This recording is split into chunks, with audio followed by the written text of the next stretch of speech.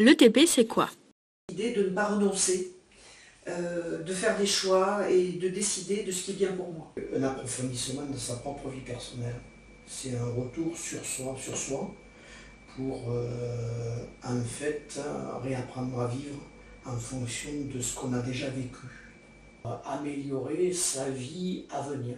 Gérer au mieux son temps, sa vie personnelle et surtout sa vie familiale. La qualité de vie, c'est quoi?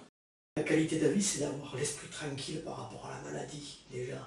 Parce que, en fait, surtout lorsqu'on a plusieurs maladies chroniques, comme c'est mon cas, s'alléger l'esprit de tous les soucis de la maladie et de tous les soucis du quotidien avec la maladie. Quand on a une maladie, c'est de la gérer au mieux avec son entourage, d'essayer d'être le plus près possible de la vie de tous les jours, sans que cette maladie ou ces soins journaliers prennent vraiment le pas sur la vie de tous les jours.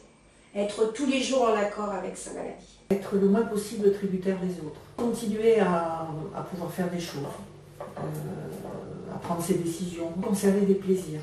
Et ça me paraît très important. Être bien dans sa vie malgré les contraintes. L'ETP, mission possible.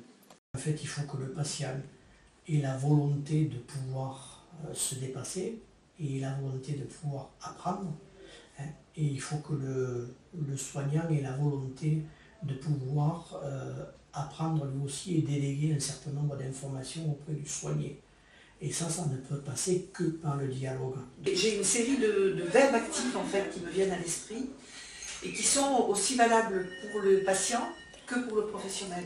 Savoir, comprendre, partager des informations, écouter, proposer et choisir, continuer, persévérer, accompagner et je terminerai par trouver du temps et trouver des moyens. Tout est possible dans l'ETP, à condition de vouloir, d'apprendre, de savoir, de partager et de s'adapter.